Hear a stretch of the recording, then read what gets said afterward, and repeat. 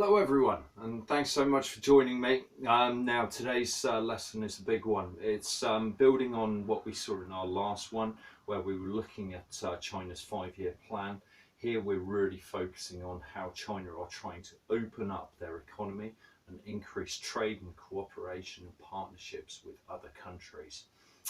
So we're going to be focusing on the One Bridge, One Road, OBOR, or the Bridge and Road Initiative. Okay, now the overall aims of this project are apparently to promote economic prosperity of the countries along the Belt and Road and regional cooperation. Okay, so yeah, we see that China is trying to develop those partnerships, trying to develop those agreements and those trading relationships. Now, some people believe this is going to be a force for good. Some people are concerned that China is actually building their own empire, but benefiting other countries a little bit along the way. So let's just see what this consists of. Firstly, it involves a Silk Road land route. Now that runs from China in the east all the way across to Europe in the west. So that is the land route. There's different routes, some which go fairly far north in Russia, okay, others that head towards the southern coasts. So for instance, pass through Vietnam. There's another strand which actually goes down through Pakistan. Okay, and the second point is the building and facilitation of a 21st century maritime route. This really is quite some project. It's well worth you doing a image search just to actually see the intentions and the ambitions of this project, which are absolutely huge. Now, this second point, the maritime route, has involved China buying ports in many countries. So for instance, it owns a port in Piraeus in Greece. They also own a number of ports in Sri Lanka.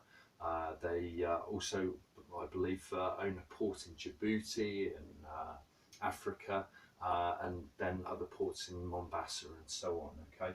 Now, what's also very impressive about this is upon reaching those ports, there's then infrastructure that the Chinese have developed or funded, which runs from, for instance, Djibouti in Africa down to Addis Ababa in Ethiopia.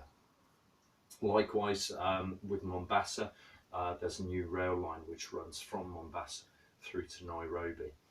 So it really is a huge undertaking which opens up trading opportunities on quite an extensive scale. It's a $1 trillion investment. So yeah, it's really very large. 60 countries involved. 70% of the world's population are in those 60 countries, and those 60 countries represent 55% of global gross national product.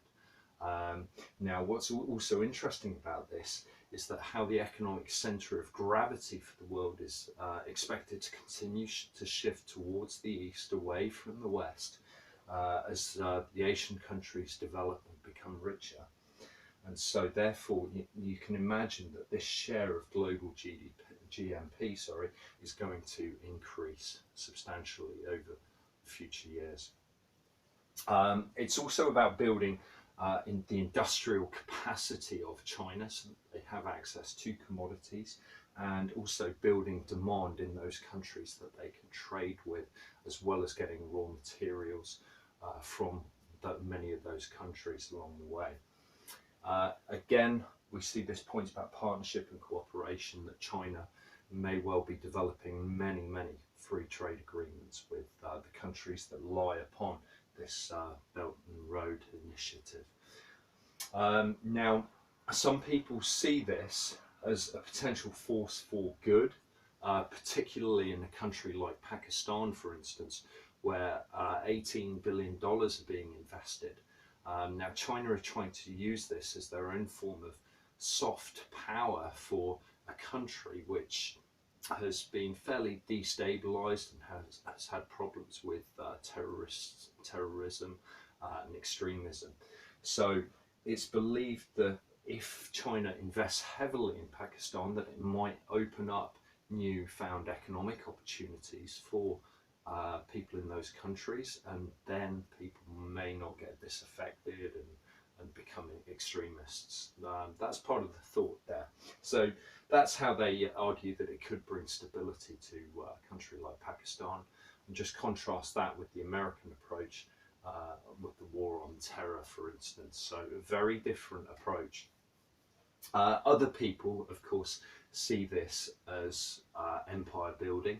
They see it as a new form of colonialism or neo-colonialism, where China is just going to be exploiting the raw materials and the resources and plundering these countries along the routes.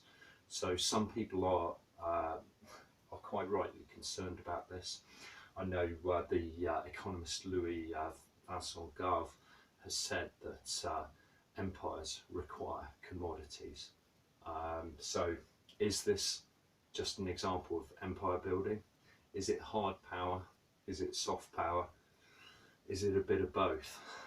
So yeah, it's certainly a very, very interesting concept. So it's going to be one to watch.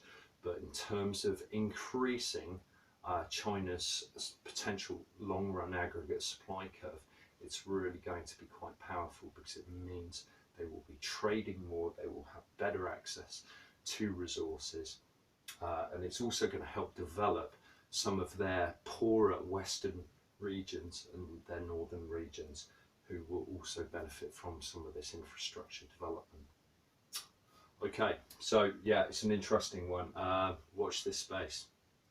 Right, thanks ever so much.